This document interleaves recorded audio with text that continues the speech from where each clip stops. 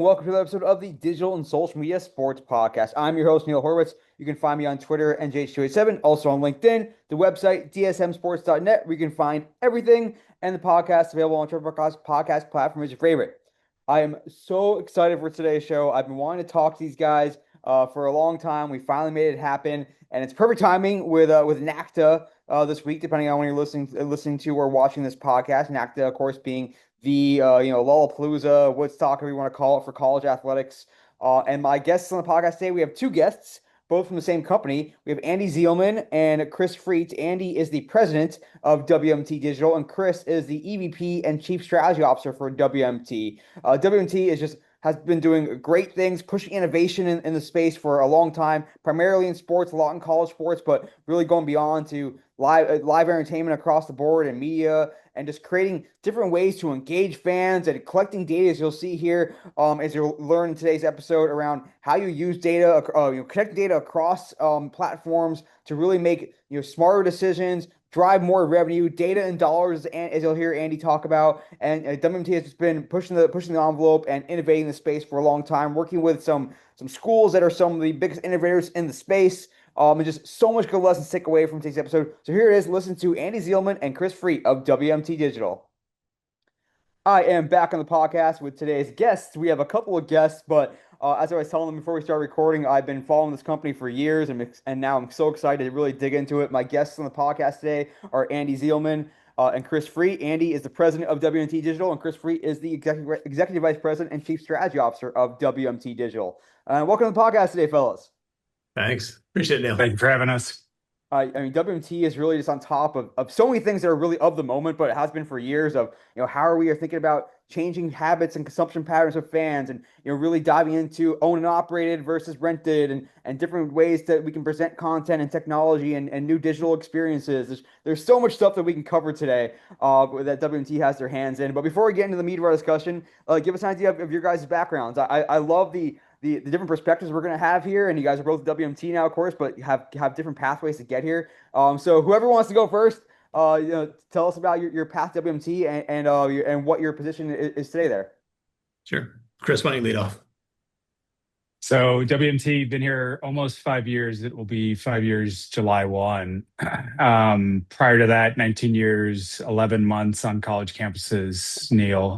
Started at the University of Oklahoma, matriculated down to the University of South Florida in Tampa, then went all the way down to South Florida at Miami, made the turn to Arkansas in the SEC, and finished my time inside of college sports at the University of Kansas, serving Kansas athletics. Joined here 5 years ago, came on as Chief Innovation Officer, which meant carry sales, marketing, PR, partnerships, a little bit of everything.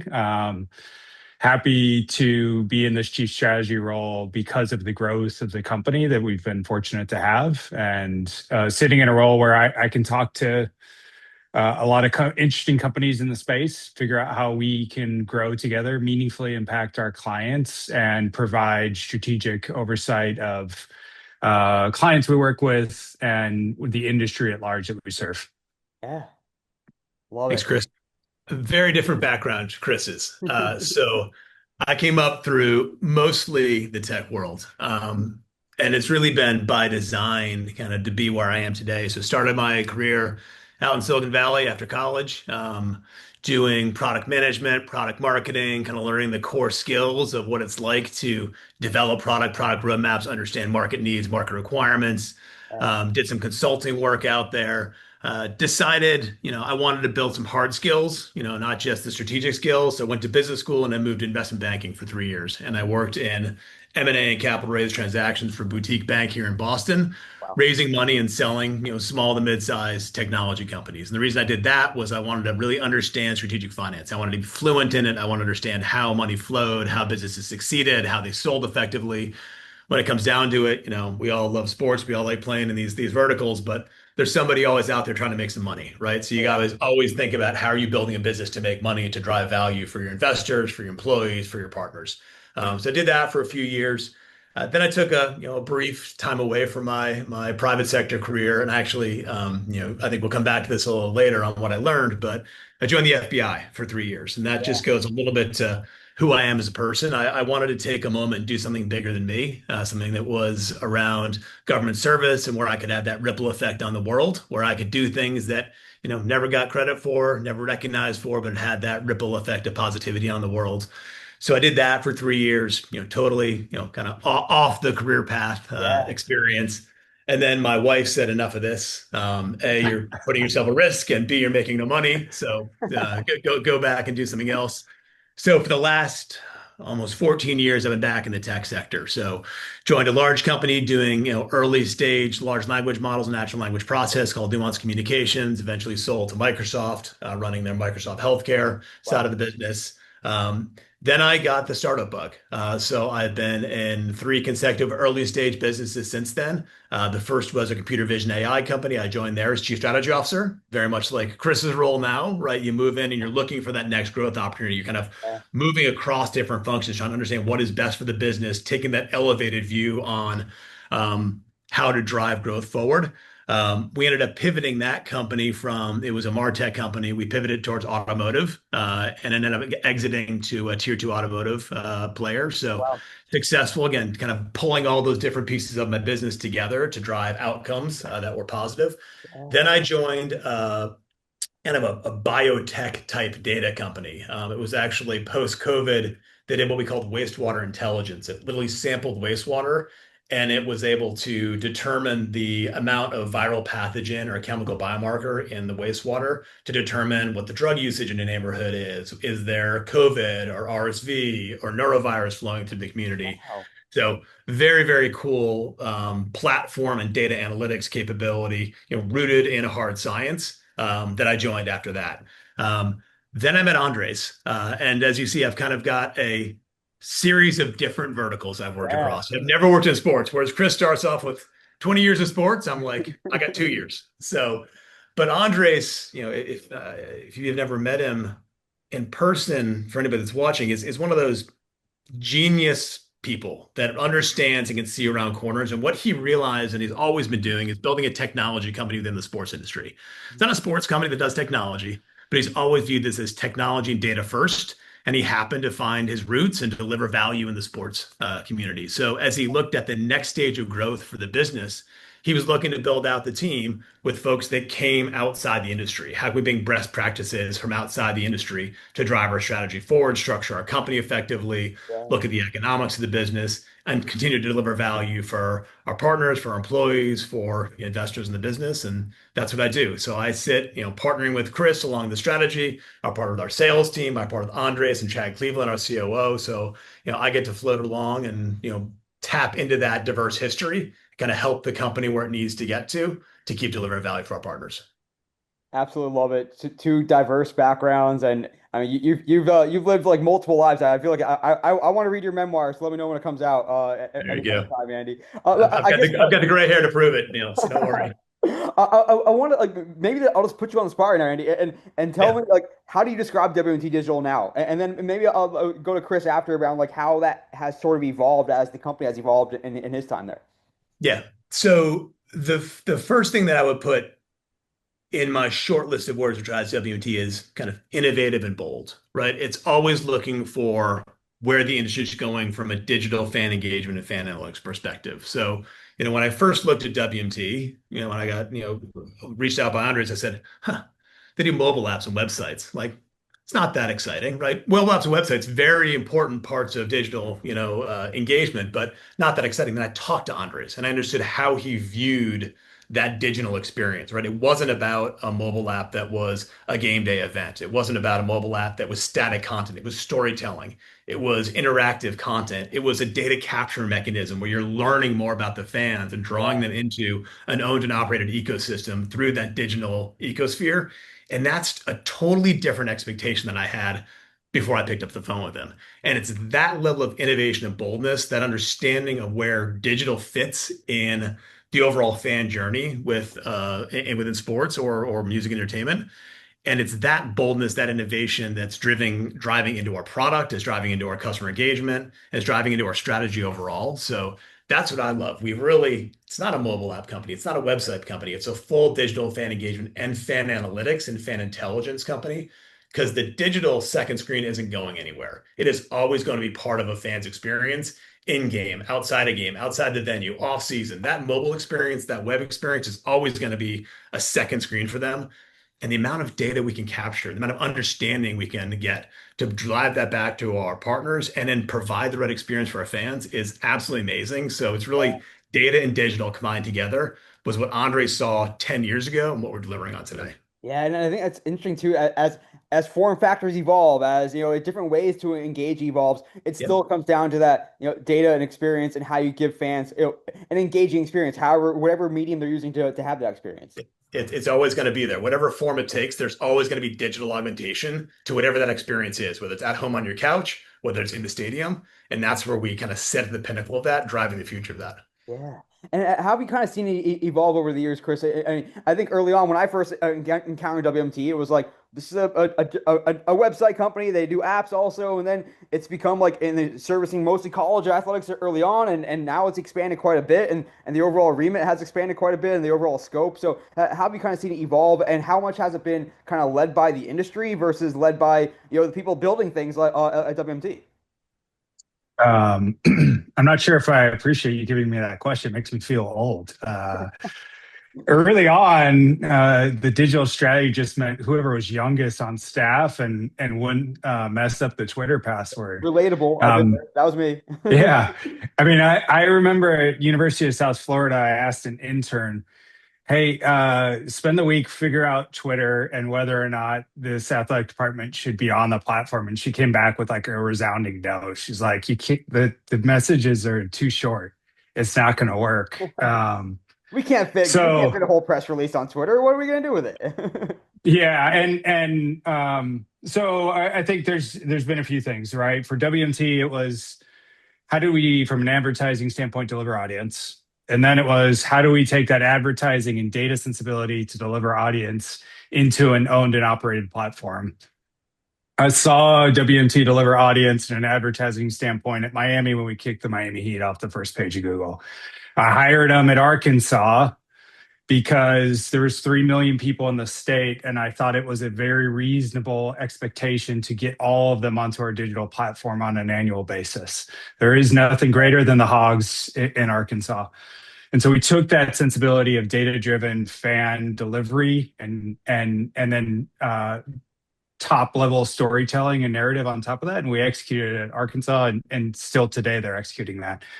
As we look at what matters now in 2026, a lot of what Andy talked about it was fan engagement and narrative building, and control of that was really important in college sports because it helped you stand out in recruiting. Now recruiting is about paying players through NIL, right? And so we're skating to where the puck is going and giving greater tools. It's the same data sensibility. It's just delivering a different methodology. So now we want to identify those fans for you. We want to build out those profiles for you. And we want to constantly be finding the next Neil Horowitz. And we want to constantly be filling out data points 8 through 10 on Chris Freet every time they visit one of our platforms, so that there's opportunity to achieve your goals at a greater pace and further monetize the platform. It's not new, Neil. Like we were talking about personalization 20 years ago. Yeah. We're delivering on it now with the products we have in market early with some of our colleges, and hopefully very soon with some pro clients and music and entertainment clients. And how does that data picture come together? Like, is it ultimately like you have to get everyone on the same page and like have everything flowing into a data warehouse where you're doing some ETL so that everything's structured and we are calling things by the same name and same labels, and like what has to happen in order for an organization, for a college, for a team, for an entertainment company, whatever, to even be to even be prepared to implement something like what WMT can build? The technical stuff, you mentioned some of it, but on a big picture standpoint, there's no lack of data. We all know that. I would say that college is generally in a good spot in terms of the insights they're deriving from that data. Where they have been getting stuck for a long time is action. And so we need to step in as their provider to help them take action, and in some instances take the action for them, right? There's no there's limited value and insight if you're not testing that insight to see how it can drive your athletic department forward, how it can drive your team forward. And so when we think about data, it's organizing it and constantly recommending to our partners, here's the next thing to do. Here's the next data point to get on Neil. Neil is in your email database, but he's not in your text database, and he hasn't downloaded your mobile app. Do these things to drive to these outcomes. Yeah. Actions where it's been stuck, that's where I'm most excited about what's coming with our partners in the next 12 to 18 months. Love that. Yeah. And, Just to build off that, big yeah. data has been a thing in various industries for a decade plus, right? Pull a bunch of data together and you're going to reveal these insights, the known knowns, the known unknowns, the unknown unknowns. It's just a myth, right? The data has to be relevant and it has to be actionable, to Chris's point, right? Yeah, it needs to be clean. It needs to be all in a central place where you can access it. You need to be able to tie it all back to a single unique ID. But it's really about understanding that data and acting on it. And that's where we bring a combination of advanced technology and services to bear, right? It's not about pulling the data together. It's about helping your partners realize and execute on that data to drive dollars, right? If you're not driving dollars in the end, you're not serving their purposes, right? It's not about eyeballs. It's not about engagement. Engagement, eyeballs all translate to dollars. And I think that's the entire construct on which we're building our platform, which is get the data in, provide the services and technology and outputs to drive action that drives dollars and increased revenue capture for our partners. And we all know in college that is a huge demand right now, right? With NIL, how do you drive expenses down and revenue up so we can pay the athletes? And this is all part of that solution. And Andy, I'd love to get your POV of coming in, not having spent decades in the college sports world and the Yeah. sports world in general, even of like I think in some cases where you're like, oh yeah, sports is ahead of the curve. Look at us innovating. But when most people come in, they're like, yeah, sports is slow. They're way behind. Like, look at where retail is. Look at where healthcare is, or whatever. Like, how far? Like, what did you see? What were there like? Oh, there are some really easy, quick wins here. Like, how are you guys missing this? Or like, and especially in a diverse world like college, where you can have two schools and one is way more resource and way more sophisticated versus another one. Yeah, yeah, absolutely. So there are a couple things that attract me to industries. One is there's got to be money, and there's money in college, and there's money in pro sports, and there's got to be some level of chaos where technology can come in and provide value. There's always a level of chaos in every vertical, but some verticals are under different forms of chaos than others, right? College is, it's under chaos right now. There's a lot changing. There's a lot moving. That means there's a lot of opportunity for technology, next generation thinking to come in and help provide solutions. So that was one of the things that Andres and I talked about early was all the opportunity that's going to arrive out of the changes and the shifting that's happening within WMT's core market, and even how those shifts can even lead to new opportunities in pro. So was I surprised by the technology maturity of sports? Not really. I mean, you see it on screen and, AWS, these cool stats that you see in game. Yeah, it looks like it's super technologically advanced industry, but I was not necessarily surprised to come in and say, hey, they're not merging their data together. They're not really doing the analytics, right? Our early, not early, but initial penetration into becoming a data analytics company was our data services. Let's just help them compile their data together, do visualization and dashboarding, help them action on that. The connectivity of the data is not there. The connectivity of the systems to drive the data is not there. Now, I wasn't surprised by that in college.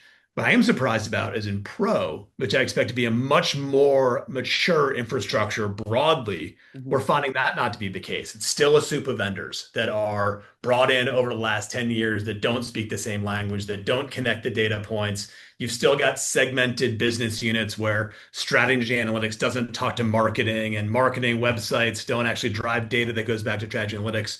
So that was more my surprise was in the pro market that I really assumed, high profits, big money flowing through there.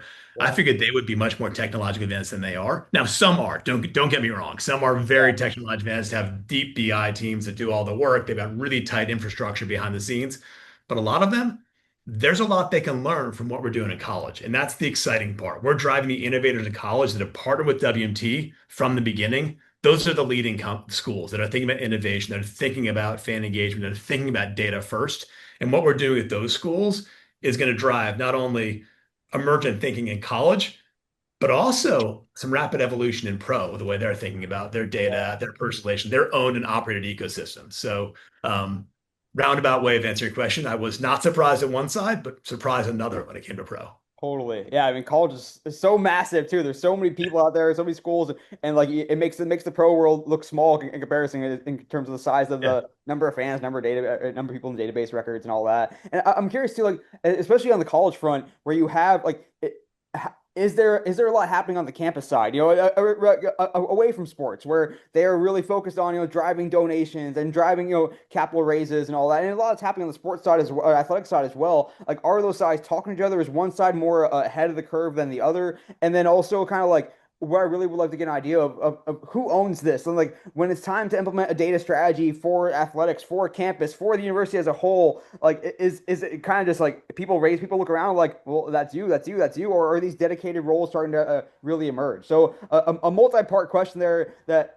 either you can tackle, but college is a very sophisticated space, and I'd love to kind of hear how it comes together and where we are today and where we should be going. I think the college athletic departments are further along than their educational partners, with one exception. Admissions and recruitment of students to campus, they've leaped ahead in terms of, because that's the key business driver. But generally speaking, it falls under a simple premise. The college athletic department's 200 employees, the university environment's 10,000 employees. And Yeah. so bringing a organized, concise, executable data strategy together on campus on the academic arm is difficult. And the academic arm has some of the same things that a sports department has. The academic arm, the colleges and majors are fighting for the same donors, right? Yeah. And so there is that, let's just say, healthy competition that exists on the university side. I will say there are some institutions that are doing some incredible stuff in how they recruit students, especially those that are willing to pay to go to campus there. And their college counterparts could learn some things. Second part of the question was what, Neil? Yeah, who drives the innovation? Who drives this? And what do the org charts look like today? And what kind of maybe should they look like in order to drive the whatever you want to call it, like college athletics 2.0, 3.0? That's a great question. Innovation in college is driven by a subset of schools. It is not top down, generally speaking. I believe innovation in college jumps laterally. So when your rival does something that you're interested in, Yeah. you quickly explore it. FOMO is very real in college. So there's a subset of schools, and we have been fortunate to work with that subset historically. Those that want to own their own path, create the owned and operated um, business plan, the Clemsons, the LSUs, Yeah. the Arkansas, the Miamis. We've been fortunate to work with those folks. And Chris, Those that aren't a step. Go ahead, Neil. Yeah. even within the schools themselves, is it like an enterprising SID who's like, I'm going to take on digital now, or is there an AAD of external or AAD of digital strategy now? Like, what do these org charts look like where you guys know who you should be talking to, or someone if someone comes to you, like, what do those roles look like, and how many schools are equipped to even implement a forward-looking data strategy? It was the chief digital officer who was driving the recruitment of fans and the recruitment of student athletes. That has quickly shifted to chief revenue officers. There is a large cohort in college athletics there that are very capable of that. They might be called deputy AD for external, but generally Yeah. it's the chief revenue officer. That individual has more training than they probably believe, and certainly has more training than some of the search firms they believe. The next generation that's coming in that is bringing new ways and new constructs to look at things is coming from the pro ranks, right? That is the path for ADs, and that is the path for CROs, whether it's in the department or like a Clemson where they've started their own LLC, Kentucky that started their own Yeah. LLC sidecar business to bring in revenue experts to professionalize what has always been a nonprofit industry. No, definitely good insight there. It's always I always want to see like who's going to drive this forward. Who do we go to? Who's going to raise their hand and say, I am going to learn the metaverse and figure out how we should fit into wherever the technology buzz from the day is, whether it's fleeting or something that's a true paradigm shifter. And I'd love to get your perspective as well, Andy, on how both big picture as well as WMT as a company, thinks about innovation and new fan behaviors and new ways to interact with fans, new ways to use data and collect data. Is especially coming from a background that you have where you were part of early LLMs, and now everyone knows what ChatGPT is. Obviously, everyone knows what Claude is, and like as those things emerge, is it around like, okay, this is now a new capability. Let's see how we can build on top of it. Or, there's new fan behavior emerging. Or here's a new fan behavior we should be helping to foster because it's a better experience overall. Like, there's a chicken and egg argument there. And I'm curious like how you guys think about it. Yeah, yeah. So I'll take the first pass of this, and I'd love to get Chris's thoughts too. I'll learn about Chris here. There we go. So, I mean, the first thing is, how are we collecting the data, right? The first step in any of this is pulling the data and using our presence as a passive and active data capture mechanism, right? So passively capturing data, how long are fans coming out of the mobile app? Where are they when they're doing it? What is their navigation flow through? Kind of your digital footprint, right? That's kind of passive data capture, but leveling that up to, AI tagging what content they're looking at. How long are they looking at? Building trends and starting to infer and interpret likes and dislikes based on how often fans come back. What is it in context of what else is going on around events, or did something just happen in the game that's driving behavior? So we can start using advanced technology to start interpreting new fan behaviors that are natural to fan, but are very hard to understand in the data unless you've got something constantly looking and kind of beta testing and alpha testing. Hey, is this a new fan behavior we're seeing? So the first part of it is kind of passive active data capture and how do we use AI to do that effectively.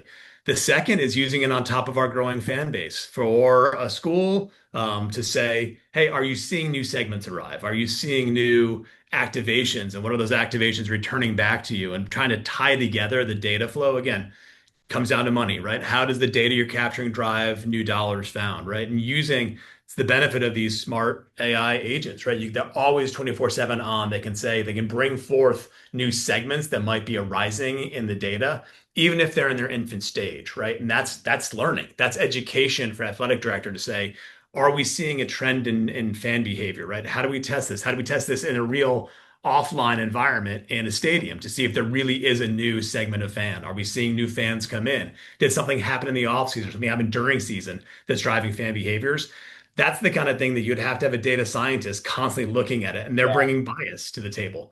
The agents don't have that. They're 24/7 on. They're coming with a relatively, hopefully unbiased perspective, and they're driving forward ideas to you. It still has to be human in the loop. The humans are still validating, is this concept, this theory that the AI agent brought forward to us, is this valid? But this is what's happening with all the data. But again, it all comes back to the data. The digital experience and the data are so intimately and inherently connected that the digital experience has to be capturing the data. It has to be activating on the data. And that's the way you're learning. It's that round flywheel loop of data flows in, you get new segmentations, you test those segments through new content, new experiences, new outreaches, new polls, all auto-generated. Again, human in the loop, auto-generated. You never want to lose control of your experience, your content, at least for now, until they get super smart. That's the way you kind of continue to build up and speed up that flywheel. And that's where technology is fitting in on the front end, on the back end, and throughout the entire flow of experience to data back to experience. Yeah. Chris, go for it. Otherwise, I have like a billion follow-up questions, as expected. No, keep going. I think you nailed it. No, I think that was super interesting. I'd love to kind of like you talked about how we're starting to use big data and behavioral data to identify different types of fan behaviors, new fan segments, new fan cohorts. Like, what is the right way to start to think about segmenting fans and segmenting users? And maybe the old school way would have been like, okay, social demographic and income, and maybe how many games they've been to, or how often they've donated to us, if they don't do us at all, or are they an alumnus of the school? Do they have kids at the school? Like, are these kind of like more higher level data points and cohorts still the way to go, or are there other more granular things like, okay, this someone, it's based on their actual behavior in our app, or it's based on the type of content they watch, or it's based like what kind of what are new ways to think about segmenting fans that you guys are finding? That is the level of data fidelity that we're able to bring to it, right? It's no longer I've got my traditionalists, I've got my season ticket holders, I've got my next generation fans or children of alumni fans, right? Now you're layering in their actual behaviors in the digital range, and then even with the mobile app, right? Even their geo presence and where they are when they're doing stuff, right? All of that layers into hyper segmentation of those fan bases, maybe creating new fan segments, new fan behaviors, maybe just hyper segmenting those traditional, legacy Yeah. fan segments. But it's that understanding of, do we have slivers of segments within these general categories? Now, it's not, it's never going to move away from, ticketing drives revenue, right? So that's always going to be an overlay of how do we drive more ticketing? How do we drive per cap?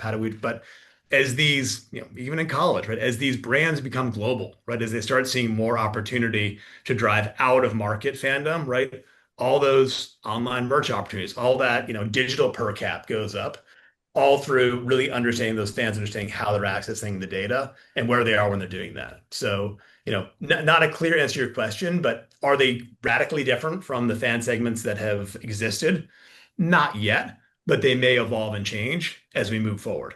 Then there's the next level concept of, can you build a clean room across different properties and start looking at trends across properties? And are you seeing fluid fans in college like you're seeing in pro, right? In pro, that's a lot of the rage slash concern, which is fluid fandom. When you start getting into gamification, when you start getting into betting, when you start getting into fantasy, right? People are becoming fans of the athlete more than fans of the team, right? And that creates a loyalty issue for those teams, especially with emerging fans that are growing up with all this. How does that impact college? College has been steadfast and true. I'm a fan of this college. My dad was a fan of this college. My granddad was a fan of this college. Yeah. Does fluid fandom start bleeding into that market? That's where you need to start looking at cross-property fandom, cross-property fluidity. Again, we're not there yet, but this is where the whole industry should be going to understand how everyone gains in college as there's more and more movement to the transfer portal and more athlete affinity or college affinity. Where is that line? And we're here to kind of help figure that out and make sure that you're identifying that fluidity early and that you're capturing that revenue within the college partner we have. So interesting. I want to come back to you in like 10 years and think like, our fans of Drew Mestamaker all of a sudden becoming Oklahoma State fans now, who were previously North Texas fans. Like, is that actually happening? Like we see like, LeBron stance in NBA, like follow him from team to team. Just, Exactly. remains to be seen. And it's super fascinating to figure out. And Chris, I love you touching on your like historical view of this and also what you see today, like of how do we define the value of a fan? What makes a valuable fan? Is it ultimately just dollars and cents, or is there some long-term value? We know that if a young alumnus engages this much today, that when they have a lot more disposable income, they're going to be more likely to donate to us in the future. Is it is money the dollar signs like what we can is the closest proxy we have to value? Are there other things that we value that maybe we should put other weights on, like how frequently they engage with us, how much content they're watching? Are they likely to evangelize us and suggest to their friends and family, let's go to the game tonight? Like, how do you define a valuable fan, and how has that kind of evolved, especially in today and where we can track all these micro activities? Yeah, that's a great question. Your most valuable fan's still that 64-year-old that cut you a big check, right? On the other end of the spectrum, you got a 14-year-old that's probably never opened an email before or sent a properly written email before, at least. And for all these athletic departments and the way that sport is being consumed in a million different ways, the bill is coming due. So I think what's exciting about the era we're in, exciting about AI, exciting about where data can inform the decision making, is you can have a path for all of these fans. None of them are more important than the other. The 64-year-olds can deliver more revenue right now for a lot of reasons, but the ability to normalize your data and deliver a personalized experience that speaks to a bunch of different demographics and understand where you're having success and continue to test against that, that's very real and is not far off in the future. Yeah, I mean, I'm thinking about where we can go eventually with predictive metrics, and I mean, 5, 6, 10 years ago, even we were thinking about like how do you get the young alumnus to start, becoming engaged early on, and hats tip to Clemson with the IPTE, was a really good way to start to get some of those involved, or young alumni ticket packages, or let alone to your point, like the 14-year-old who might want to apply to the school in the future, and that could become a full tuition paying student. And so thinking about how like something that happens today might not drive a dollar today, but could drive thousands, hundreds of thousands, millions in the future, and have that true lifetime value, I guess, as well. Just super Mhm. interesting to think about that kind of aspect. And like I know we're talking around a lot how this data gets captured, and I kind of want to hear like how you engineer the opportunities to capture data. I mean, some of it's just going to be organic activities, like I'm going to a game, therefore I'm going to maybe look up tickets and figure out how I'm going to buy maybe merchandise or buy some food as well. But like, how else can we think about driving experiences that can capture relevant data? Like, is it around like making sure we have content experiences and having some on-demand content, live content. I know early on when we were like really early days of social media data capture, it was like all the various Quizlets, like which player are you most like? Take this quiz, and we'll use your Facebook SSO or SDK to be able to capture your data that way, and then we can track you everywhere else you go. Loyalty programs have had undulating times of popularity. Now they're definitely back in the fold because they're so valuable first party data. So like, what are the avenues to collect data, and how much of it is just organic, everyday activity, and how much can be contrived and really, operationalize and strategize in a clever way. Which one of us is taking that one, Andy? Chris, I'll let you take that one to start when you talk about kind of how we view our partner framework and how we view kind of a data first approach towards partners. Yeah, so I'll talk a little bit about like chronologically, right, Neil? So foundational inputs, your ticketing, your commerce, your fanatics or retail. Then the unique commerce driving that every institution has 5 folks in there. Could be at least 5 folks. Could be loyalty. Could be SMS platforms or experience type platforms, upsell type platforms. And then the third phase is where Andy and I and our CTO are getting really excited about some of the things we're seeing is like, well, what are the new data sets that haven't been introduced to sports that we can bring in alongside the foundational and the unique for each institution? We've always been nimble in integrating those first 2 sets. The exciting part that I can't wait to get to is like bringing in some really unique data sets. And when we come back on this, we'll talk to you about some of those that we've discovered.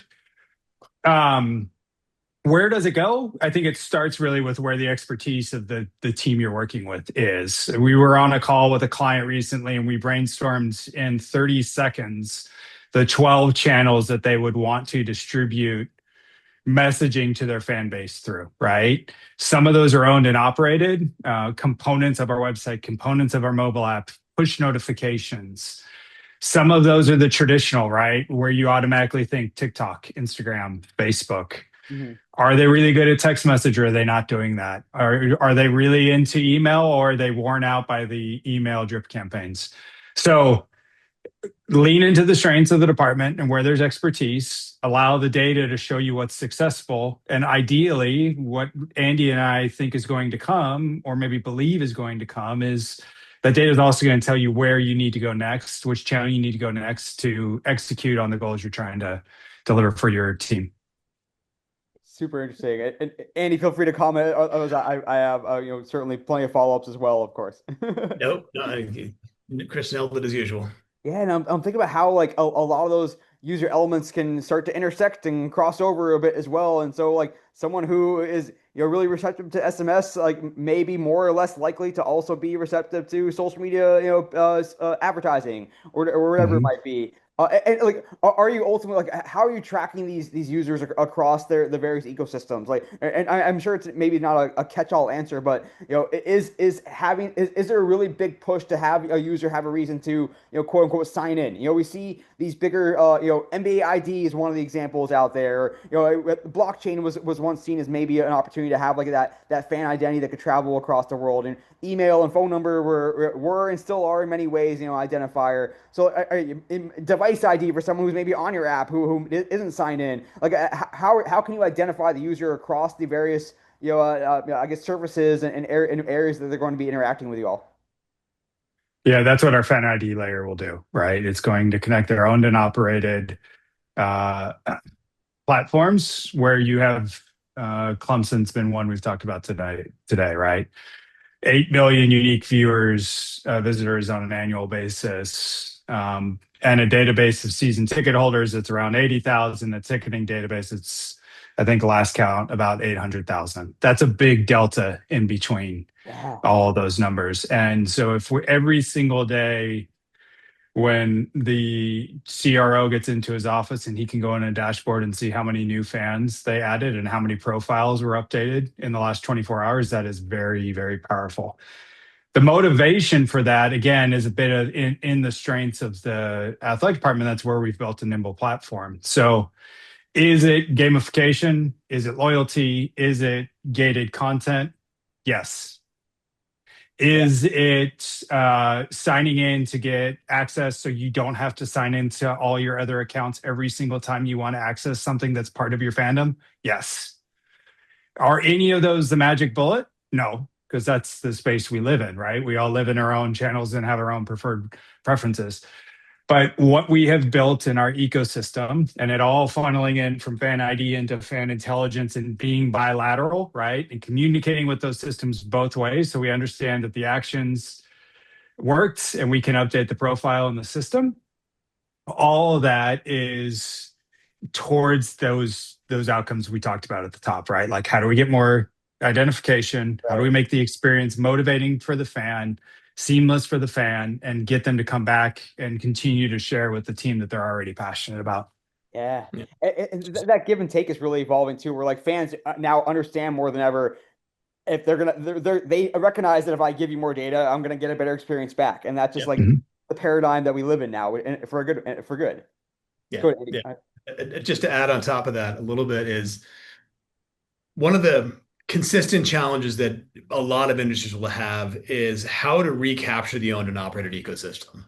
Social media was such a platform to engage fans, to get visibility, to drive exposure of whatever it is. And sports is just like every other vertical that leverage social media to get their message out, to get fans, to drive activity, whatever it was.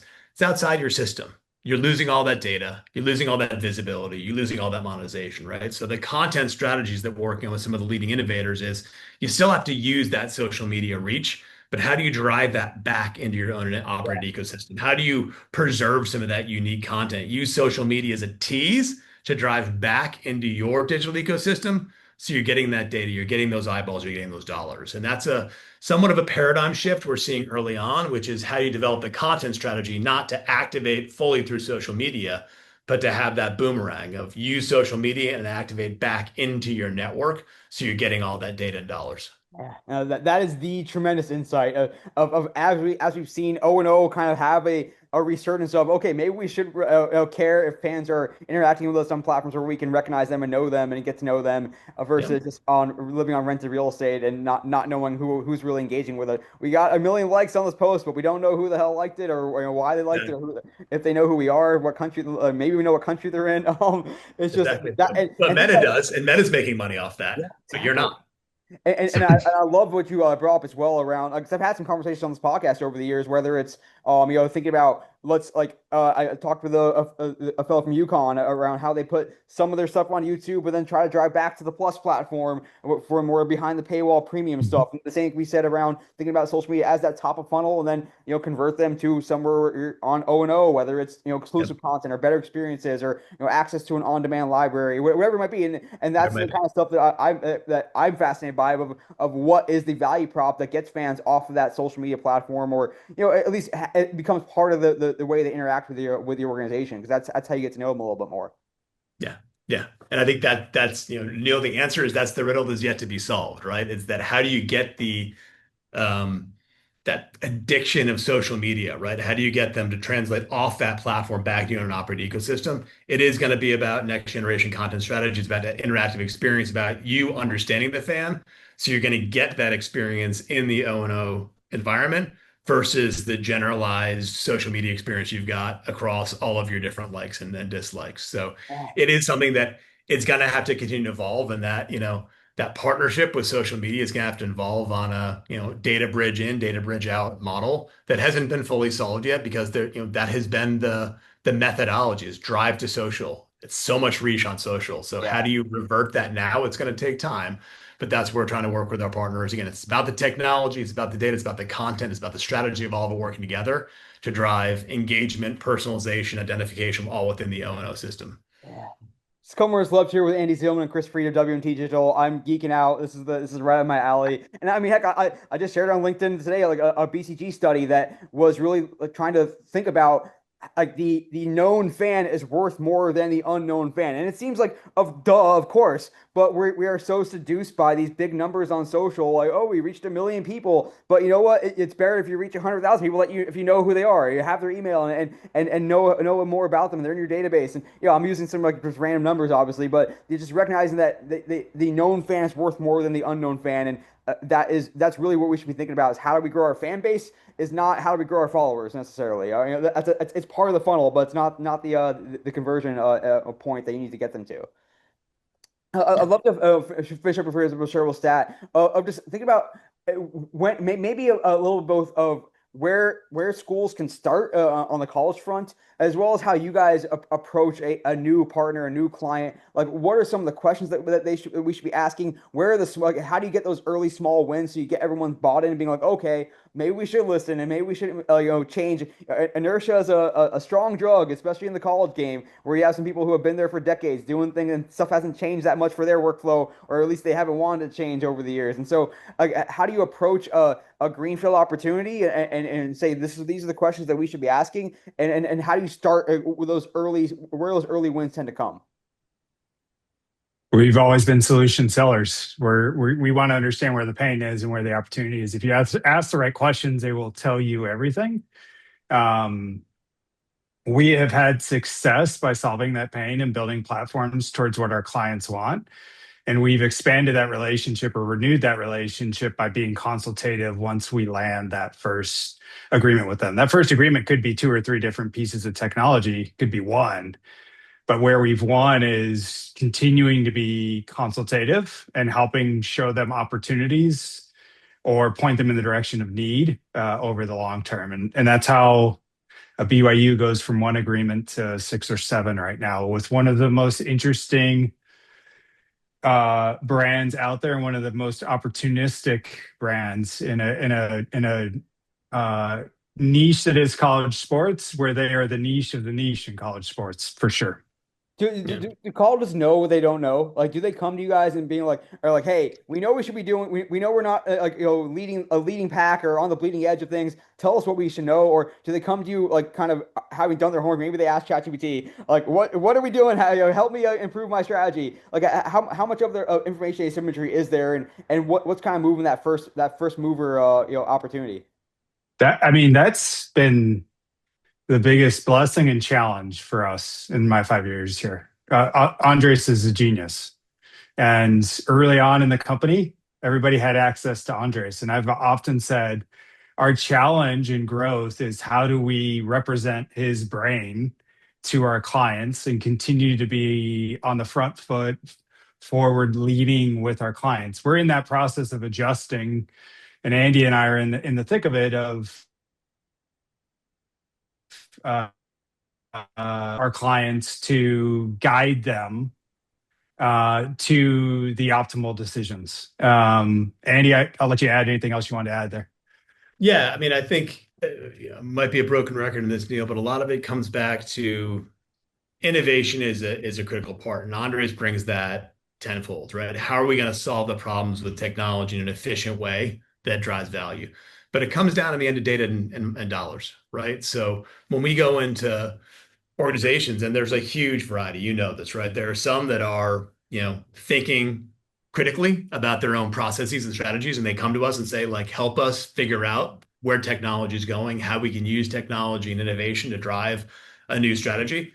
Some are, stuck in the mud, right? Like, I don't want to lose my staff. And if we talk about innovation, that's going to cut into my staff, right? So let's not talk about, that stuff over there, because I don't want to lose the 10 people that I've got doing manual ticket pricing. I'll use that example, right? So you have to read the clients in that, but it all comes down to how are you monetizing your digital channel? How are you creating an experience that are driving your fans back into that digital channel? And, if you're talking to folks that are thinking that way about driving top line, and possibly at the same time accelerating bottom line by cost efficiencies through technology, then you've got the hook. But if you're talking to somebody who's trying to protect their spend, then you lean in hard on how do we drive, monetization for you and make it easier for your people to be more effective and do more with the same spend you have. Yeah. I'll add one thing on there, Neil. In this chief strategy officer role over the last year, it's okay to say, I don't know the answer to that and connect to really smart business partners. They may not even be a partner, really smart consultants, really smart businesses that we've come across. If you deliver a prospect or a client to the correct answer as efficiently as possible when it's out of your purview, which a lot of NIL has been out of our purview purposefully because it's so unsettled. Yeah. There's oftentimes equal benefit to that. They're like, hey, these guys aren't just going to try to sell me something because I called them with a pain point.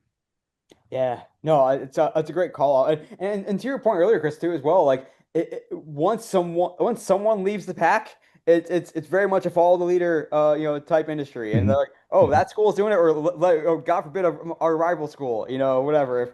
If Florida's doing something that Miami's not, or whoever else it might be, that's an easy way to drive some action, that FOMO, as well. I want to close out Chris will show us that, and with kind of both a forward looking. I want to kind of put you guys on the spot as the kind of thing about like where fan engagement is going and what we can be looking out for. But like we can frame that a little bit around like how you guys think about the rapid emergence every day of newer technologies. Like when LLMs continue to get better and better, when something like a Claude Cowork comes out or OpenClaw, whatever it might be, is that like are you guys looking to those things and being like, okay, that's something new that didn't exist in the technical paradigm before? How can we leverage that to improve our outcomes for our clients or leverage that technology? And so like both in terms of like how you guys think about adopting these newer technologies, this stuff just happens so rapidly thanks to the hundreds of billions of dollars being invested in these companies, as well as where the space can go, like from a greenfield perspective. So I'll take that first.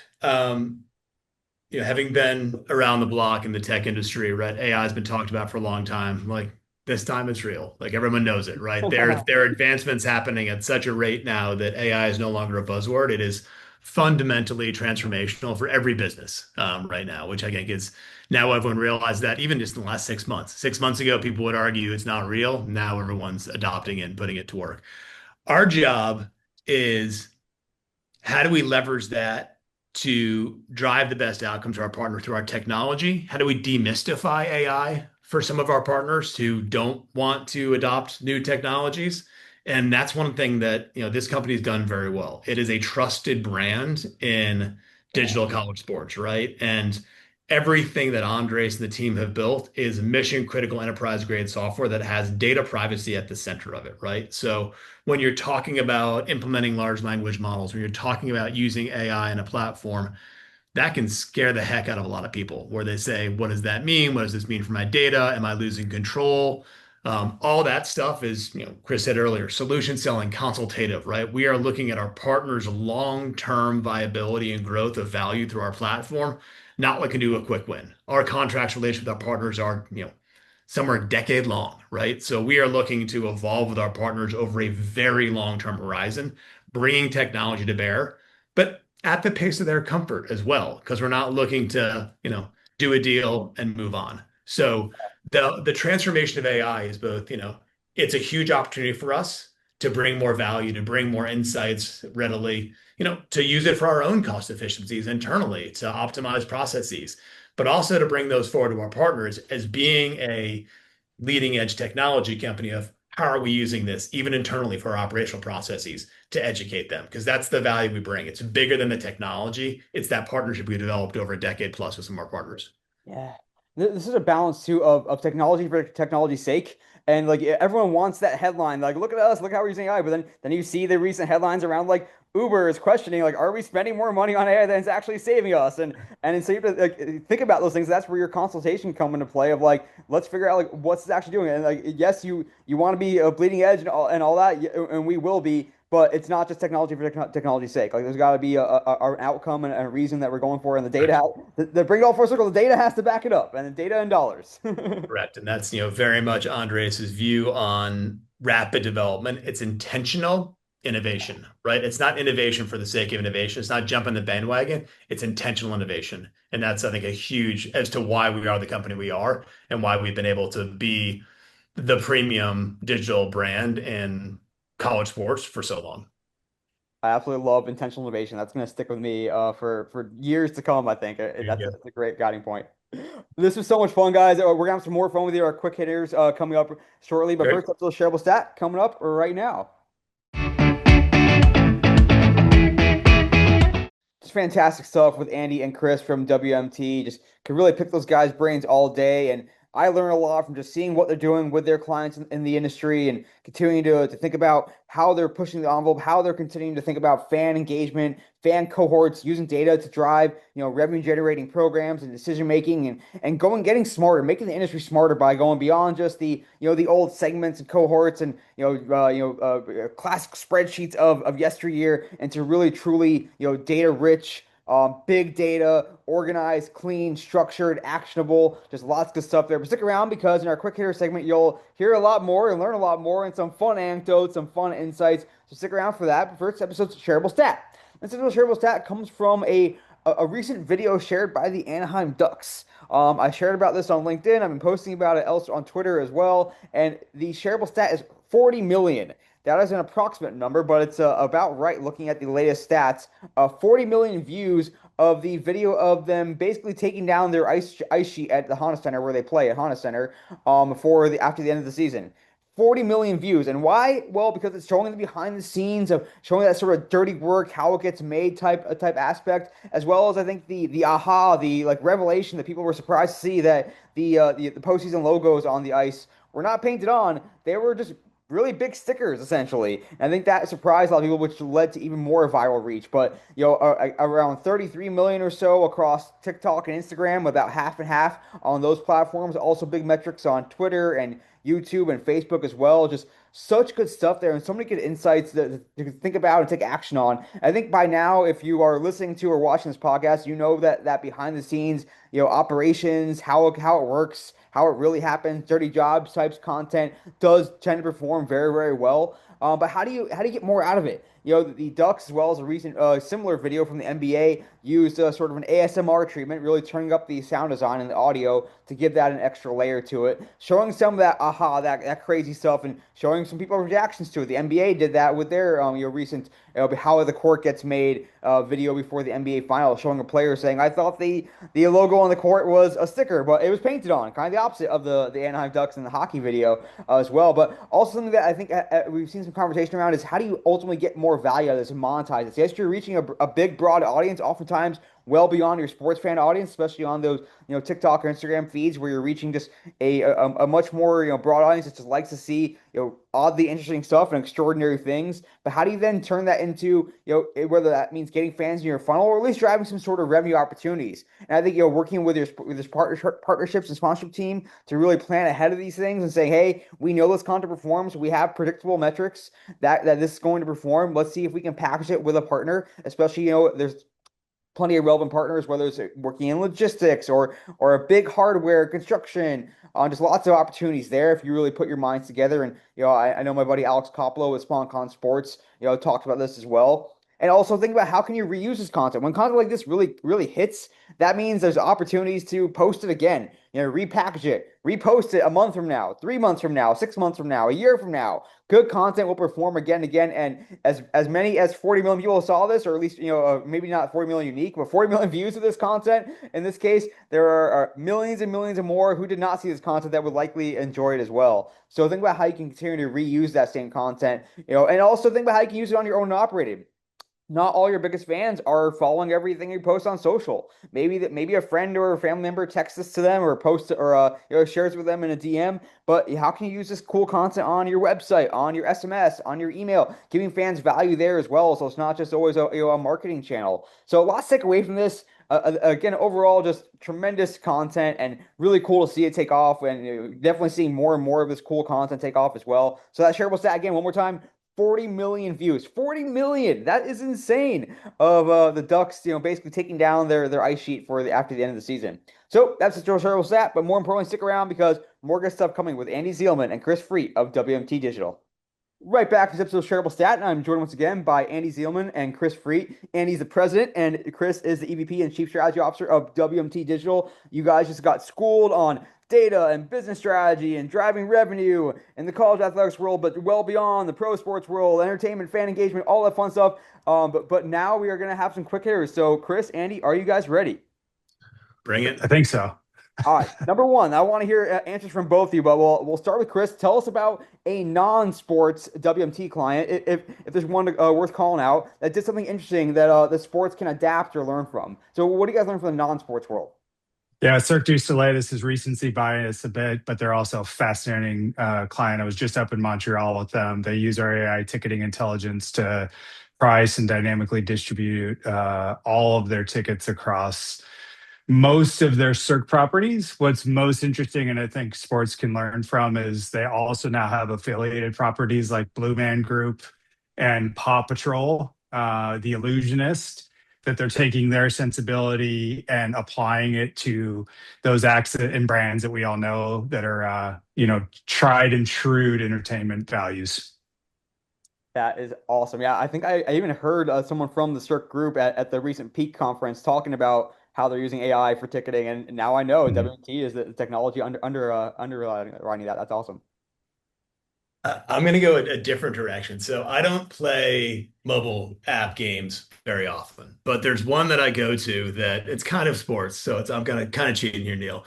But there's one that I go to and I'm like, got a moment when my kids aren't yelling at me.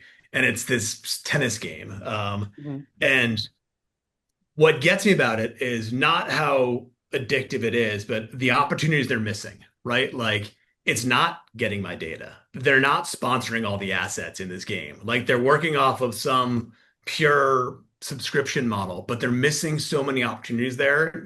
That's what we think about 24/7 is, right? How do you capture data from your fans engaging with your app in the sports space? How do you create monetization opportunities through sponsorship, through advertising? And there's none of that in this game. It's great, it's addictive, but how much they're missing informs how big the opportunity is for those partners of ours that are thinking about that first, capturing data, delivering the experience, and monetizing those assets effectively. So it's great Yeah. for me to pass the time. It also informs me of how big the pie is that we're going after. That's so great. I mean, there's got to be so many opportunities where, like, if someone is spending a lot of time doing something and you're not, understand, you're not capturing that data of the fan doing that or of the user doing that, let alone like that should, mean there's opportunity there. And I love being able to hone in on that.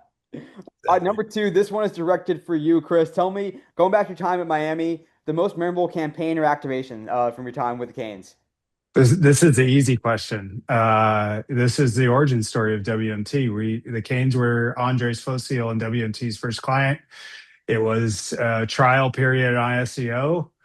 We were winning basketball championships or on our way to winning basketball championships. And through the good work of Andres and some of the engineers that are still here today, 14 years later, we were able to kick the Miami Heat and LeBron James, Chris Bosh, Dwayne Wade off the first page of Google for basketball tickets.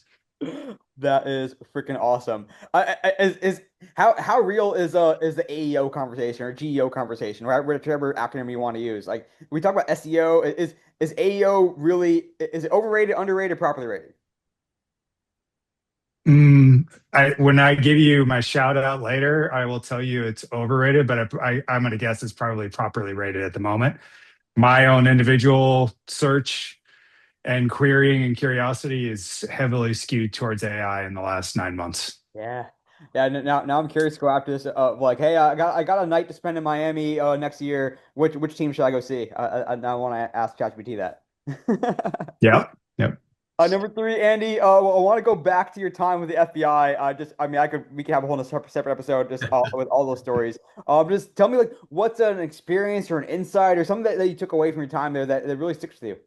Yeah. So, I could spend a lot of time talking about what I learned in that, how I translate that back to the private sector. But I think the thing that fundamentally sticks with me is the FBI is a foundational team organization, right? You have individuals that do their great things, but it's a collective team, right? Collected on a mission, collected on doing what they do, and bringing that back to the private sector, right? When you're building a successful company, and Neil, you talked about, the depth of talent on the WMT team, and that's the way this company is built. It's built on a connected culture, a connected mission we're delivering on. It's about finding the right pieces of the puzzle that together are complementary to each other versus having redundancy. And it's about finding that cultural integration between people, that personality integration, but that skill integration, right? Like Chris Yeah. and I share a lot of similarities in the way we think about problems, the way we talk about problems, the way we solve riddles.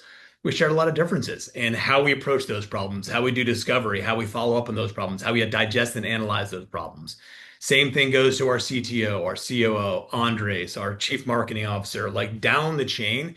It's a really, really well constructed team of various skills that all have a very central ethical foundation on which to run business and treat other people. And that's the thing I brought back most is that single individuals will never be successful in a corporation. It has to be about the collective team. And that's the way the FBI runs. When you go into a dangerous operation, the first thing you do is you sit down with your team, you understand exactly what everyone's skill set is. Yeah. Everyone's got basic defensive skills, basic military skills, basic, investigative interrogation skills, all the things you learn to get in there. But there's one guy that was a sniper in Afghanistan, right? Like when stuff goes down, he's going to take over, right? Yeah. There's one guy who, came from frontline police. He's going to be the one that if things go wrong in that room, he's going to take care of that, right? And there are guys like me that didn't have that background, but brought other skills around how to ask the right questions, how to do discovery, how to build those relationships in a room when you're trying to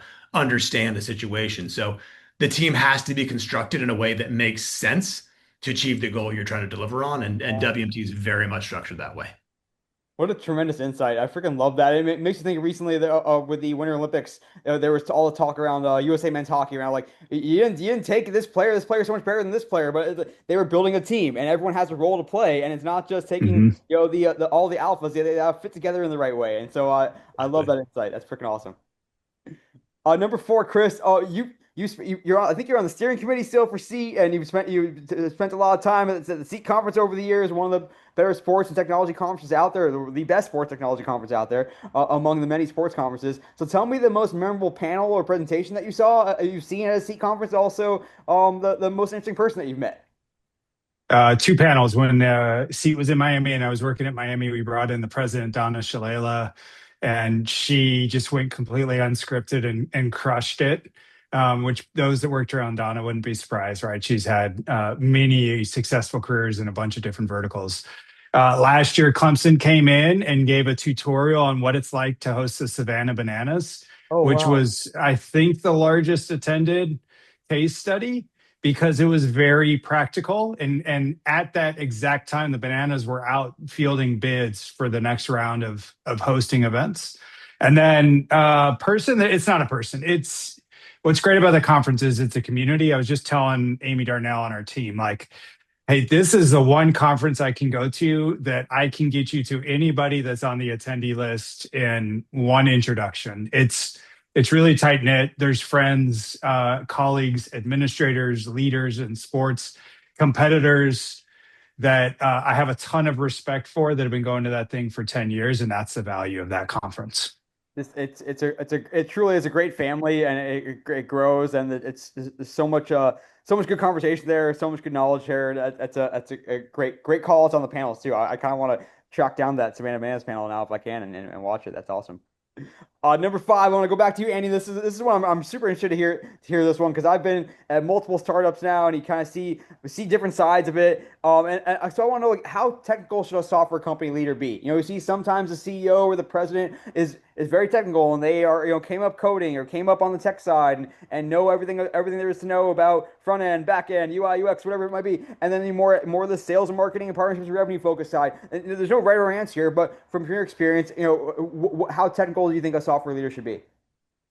So I'm just going to go back to my comment earlier around constructing the right team, right? As long as you've got respect among the team of leadership, it's not a top-down organization. It is a servant leader, model system. Then I think the leader, there's not a leader. it is a combination of leaders that are making decisions together, right? So Andres is highly technical. He's also happen to be really good at business and really personable and all the other things that I'm jealous of. But he has to be highly technical. I'm not, right? I am buzzword fluent in technology, right? I mean, I can say the right things, get through the first conversation, and people ask me questions. I go, I don't know, run for the hills. But that's never been my skill, right? My skill is being able to, bring together teams, know enough to be able to bring teams together.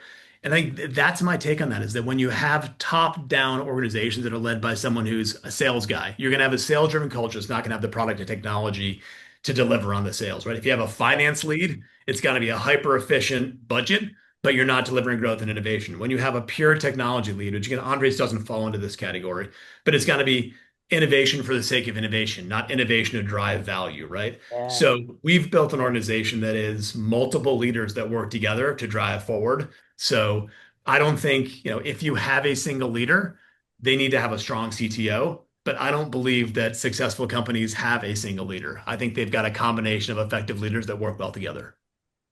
Great way to put it. Great insight there, and I think you're spot on. I mean, you need to be a leader and have someone where you truly all do work together. It's not a dictatorship where someone's making all the calls and doesn't know about this side of the business, this side of the business, or whatever. It's all working together. Humility and self-awareness is an underrated strength of leaders, and I think we've got that across our entire leadership team. All right, Chris, I want to bounce back to your college times. We can run through this quickly because you have a lot of college stops as you explaining your career path. So tell me first, I want to know the most memorable games from each of your campus stops. So Oklahoma, Arkansas, KU, and Miami. And then a bonus question because you went to UCSB and I spent some time in Del Playa, Isla Vista. If people know, if you know, you know. What was Halloween like at UCSB, especially on Del Playa? So most memorable games from each of your campus stops and Halloween at UCSB. All right, I'm starting with Halloween at UCSB because Facebook and MySpace weren't out, and so I'm very fortunate. And I'm not going to talk at all about what Halloween was like at UCSB. You just got to go experience it. I'm just glad it's not on the internet anywhere. Tremendous. Oklahoma Big 12 championship in women's basketball when we beat Baylor. Nice. They were running a hack a Shaq against Courtney Paris, and our coaches were super frustrated because they would make a bucket and foul her before the ball was even inbounded. And so I said, just have her start inbounding the ball. It was the one time I got to talk strategy in game. At the U basketball that season I talked about where we started working with Andres and WMT. We played UNC for the ACC championship in Greensboro. It was an absolute track meet, the fastest basketball game I have ever seen by like 25%. I could not believe how fast the two teams were playing. Well, Arkansas, I was not at the game. My daughter was born during the Ole Miss oh, game, wow. where Joe Tessitore said this famous line that lives in Razorback lore. The stadium is literally shaking underneath my feet. The crowd is so loud. South Florida, we became number 2 in the country because we beat West Virginia. Oh, And yeah. I came into the office that Monday after, and I was one of only 2 people in the athletic department that had ever been ranked in the top 10 and working for a college football team. So it was very unique because I was coming from Oklahoma. And I was like, enjoy this. This is the fun thing. Yeah. And then the last one, Kansas basketball, my first year there against Vermont. What would be a very nondescript game for anybody else was my first realization of how powerful Allen Fieldhouse is as a home venue. It was the loudest basketball game I had ever been to. And it was simply because the player's last name was Vic. He hit 8 threes. He was on an absolute heater and the place was going bonkers. They were up 22 points. The outcome was already defined, but I was like, holy smokes, this place is different. And that still obviously very much remains. That's awesome. I mean, Allen Field is definitely on my bucket list, and there's a reason that Kansas never loses on Big Monday, because Seriously. Yeah. it's crazy. Next one for you, Andy. Coming down the wire here with our quick hitters with Andy and Chris from WMT Digital. Tell me the app or software, whatever how you want to characterize it, that you use, it's most useful for your job, and why. Like nothing obvious like Slack or email. Like what's kind of an app or piece of software that you found is kind of really a secret weapon for you, or maybe not so secret weapon. Yeah, I mean, the obvious answer here is what these large language models can do. I mean, we use Claude internally. I mean, it's revolutionary, what you can do with these prompt-based large language models right now, and especially with computer and doing all sorts. I mean, that's the obvious answer now. There's never been anything like this in my time in technology or professional life where you're seeing just rapid elevation of what a single person can do using technology. But outside that, my answer is going to be this thing, the phone, right? The more we've gone to digital and we've gone to Slack and we've gone to asynchronous communication, the more important this thing is to understand tone, to understand context, to have that back and forth riff with someone you respect. So Yeah. to me, the phone has become the app of relevance now as we've moved everything to asynchronous digital. I mean, we're a remote company, so we operate on these screens and on Slack all the time. But until you pick up the phone, have a one-on-one conversation with somebody, driving back and forth to your home, driving to get coffee, sitting outside your office, sitting in your family room if you're working from home, that's where you start getting to know people and you start getting rich insights, and you just don't get it any other way. These are constructed, virtual meetings. Asynchronous communication is to get a task done. This is about connectivity in an increasingly disconnected world. So I'm going to say the phone. That's I really love that. I mean the art of conversation and actually going back and forth with somebody in a synchronous manner. Like there's so much to that, and having small talk, having the opportunity to get to know people and develop relationships, so important. And I'm a remote company as well, and that those things matter so much. Like it, talking about what TV show you're binging recently or whatever it might be. It's not always around work, work, work, work. You develop those relationships. So I love that call out, especially as things become more removed from that, and it's just text messages or It's whatnot. funny because it is a basic thing, but it's not considered basic anymore because people never use it. So, except for cameras. All right, guys, time for our food question. Always ask a food question. It's my favorite question that we ask on this episode or on the show rather. For both of you. So we'll start with you, Andy, and then Chris as well. Andy, tell me the best meal to get out there in Boston and where to get it. And then Chris, tell me the best meal to get in Nashville, and also the most notable college town food from your career in the college world. So Andy, let's start out with the greater Boston area. What's the best meal to get? Where are we getting it? So I'm going to give you a region, not a specific restaurant, but get north of the city into Cape Ann onto the Gloucester Rockport, which is the tip of Cape Ann. It's the lesser Cape of, Cape Cod gets all the press, but Cape Ann, working fishing village, Gloucester, you get fish right off the boat. There are tons of restaurants right along the water where literally the boats come in, unload the fish, it goes right into the kitchen. Like that is where you want to be to really understand what it's like to be a coastal community that's driving really, really fresh output and fresh fish. So come north, come to Gloucester, go to Rockport. There's 1,000 restaurants that are all picking up fresh fish right off the boat. I like that. I'm so used to hearing people in Boston talk about like, oh, get some Italian food or whatever in the North End, and to hear here's a seafood or whatever. Like Boston underrated as a seafood destination, I think for sure. That's a great I one. happen to work in Gloucester and I can literally smell the fish right now through my oven. I What's your love it, but favorite? maybe that's just me. So Chris, how about you out there in the Nashville area as well as your favorite college town food? Yeah, Nashville, I'll go with two that are not the common fare right now, barbecue or steakhouses, which there's plenty of in Nashville. There's a restaurant called Bad Idea that's French and Laotian cuisine mixed. It's fantastic. Be ready for some spicy food. And then there's a pasta restaurant called Rolf and Daughters that is like super innovative. And you always try something there that's very traditional and wows you, and something that's completely innovative. And you're like, wow, you eat way too much pasta, too many carbs for sure. Arkansas and Fayetteville, Northwest Arkansas is just totally underrated. And it's funny because it's because of the impact of Walmart and JB Hunt and Tyson Foods, three of the largest companies in the United States, all in this tiny little hamlet that is Arkansas, and all the money that those companies and their foundations pour into that community. You can get five-star meals, you can get James Beard meals, and you can find great taco trucks. So you're not going to go wrong between Bentonville and Fayetteville. Nice. And the Hog students can afford that? Yeah, they stay on the bar strip. There's plenty there for them. Last one to get you guys out of here. This is meant to be fun and forward looking. If we look ahead 25 years, I'm purposely choosing a ridiculous number because there's no way we'll know what this looks like in 25 years. But give me your boldest prediction or hope about sports fan engagement or experience 25 years to the future. Like, again, impossible to predict, but what's something that's just out there, pie in the sky type thing that you may have in mind or predict? Go for it. Whoever wants to go first? Andy, look Andy's like you going got something in first. mind. Sure. So you try to think of what is the construct of sports in 25 years, right? Like, is it even physical anymore, right? Like where you're taking out the risk. Is it mental? Is it, I don't know, right? But that's what you're going to start seeing is, is the fan participating in some ways, right? It's all going to be, again, it's going to be augmented. It's going to be about some form of digital augmentation with whatever's happening on the field. If that field's remote, if that field is virtual, if that field is actual.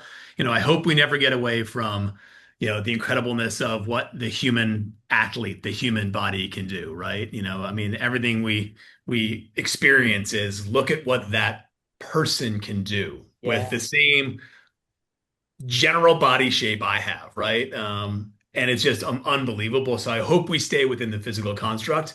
But how is the fan going to be engaging? I mean, they're going to be, you could have chips embedded in the athlete's head. So you're part of the action. You feel the hit. Like it could be that level a lot sooner than 25 years from now. But it's Yeah. going to be that fully immersive experience in the physical world, I think, is going to be where we're going to be. And that it's going to be, I mean, we'll be leading it, of course, whatever it is. But actually, but it's gonna be, it's gonna be amazing. Wild thing about. I, All right, Chris, put on your hat. Bring your I'll tinfoil build on hat. that a little bit. I think super bullish on cosm and sphere type experiences that are familiar. Familiar. You're viewing something that's familiar in a totally new way that feels far more immersive. Plugging in all the other technologies that goes along with that, but still getting there physically. I think that's where we will be in 25 years. Who knows what the technology the seat you sit in and all the things it does when you sit in it in the future. But I also think really interesting, and you can find a lot of studies and a fair amount of media on this right now. I think we're going to see our young fans and our young family members pull away from digital and sometimes, maybe more oftentimes, subconsciously seek human interaction, seek outdoor interaction, seek physical activity. Mhm. Sometimes it's going to be to fight against the man, right? And so I think that both of those things, there's those two components are going to have a bunch of ebbs and flows in that next 25 years. There's Yeah. a revolution of hacky sack right now Yeah. So in true. amateur, college, and youth baseball. Hacky sack, right? There's a lot of dudes kicking hacky sacks around in Santa Barbara to go back to that, Neil. They weren't the baseball athletes. So it just speaks to getting out with human interaction in a live environment is still undefeated. How do you layer stuff around that to make it immersive will be really interesting to follow. Yeah. And I we are mean, definitely doing WMT swag hacky sacks. there we go. 100% going I forward. love that. No, the more technology changes things, the more we start to identify like what are those true human principles and behaviors that are at the root of everything. Whether the form changes, the medium might change, but there are things that we as humans, as a species, like will gravitate toward, whether it's social community or interaction or whatever it might be. Yeah, agreed. All right, guys, time for you to take over the podcast and tell us your all-star follow. It can be a social media follow, it can be a blog, a podcast, newsletter, whoever it might be. Tell us who they are and why they're worth following. Chris, lead us I'll off. give you three. Tyson Hutchins at BYU. He's got a great read on the creative space. Oh yeah. Mostly what I see is on LinkedIn. I'm sure he's doing stuff on some of the other platforms. Alex Coppolo, SpawnCon. I Yeah. love his stuff. He seeds ideas for myself and our company on a weekly basis. And then the last one is I came across this from friends at church, Cal Newport, and Deep Questions, his podcast. If you want logic and research-based reality check on AI versus a lot of what we consume through media or through social naturally of where this thing is heading. I don't know that he's fully right, but it is definitely an alternate opinion that is based on someone that has deeply researched the space of mathematics, and the space of like how do we effectively use our time. Some great calls there. I love it. Andy, who do you got for us? So I tend to just let information flow over me. I'll, go on LinkedIn, scroll, and obviously, the algorithm presents information and half of it's garbage and half of it's, look, my kid graduated from high school. And, when LinkedIn became that, I have no idea. But, occasionally something catches your eye that's recommended to you and I clicked on it and I said, all right, this guy's kind of interesting. And then like a week later, another post came up and I was like, all right, like two for two. This guy named Sean Baxter. Don't know him, have never met him. But he brings some really critical insights that resonate with what we're talking about here around the evolving state of a sports organization, how we need to think about product and data first. It's just never met the guy, don't know anything about him, but the way he talks about the evolution in sports really resonates with what we're doing here today at WMT. So he's the one I'll throw out there as a shout out. So Sean, there you go, man. Don't even know you, but enjoy the followers. That is awesome. That's fantastic. We'll link all of them up in the show notes. And how about you guys? Where can you find both of you guys across social, digital, web, wherever you want to send us, as well as all things WMT Digital? LinkedIn is really all I post on these days, so you can find me under my name. Yeah, same thing. LinkedIn is I don't even think I have a Facebook account anymore. If I do, it's got pictures of me from like when I was 25. So, LinkedIn is my home for that stuff. Check them out and visit WMT.digital or just Google WMT Digital or find it anywhere and you'll see all the great work they're doing, some of the insights, innovation. They're truly driving a lot of this industry forward and it's starting with their clients. And cannot thank you guys enough for coming on the pod today, sharing some of your wisdom, your knowledge, your insight, your experience, and we can't wait to see what you and your partners do next. It's really exciting stuff, guys. Thank you, Neil. Thank you. Really enjoyed speaking with Andy Zeilman and Chris Freet of WMT Digital. Just cannot thank them enough for coming on the pod today and giving us some of their time, insight, and knowledge. Again, they get to do some of the coolest work in the space, and they are driving a lot of new strategies, new innovations, thinking about different ways to engage fans, to collect data, to turn that data into dollars. Just really cool stuff, and make sure to keep an eye on what they're continuing to do, as well as their clients who are really driving the innovation in this industry and helping us all be better and think better and be more ambitious about what we're doing in the space. So thanks again to Chris and Andy for coming on the podcast today. Well, that'll do it for this episode of the Digital and Social Media Sports Podcast. Thanks again for listening, downloading, watching, however you consume this podcast. As always, I'm your host, Neil Horwitz. Hit me up on Twitter, NJ287, also on LinkedIn, the website, dsmsports.net, and subscribe, follow along, view this podcast, as well as clips on your preferred podcast platform. Until next time, this is Neil Horwitz signing off for the Digital and Social Media Sports Podcast.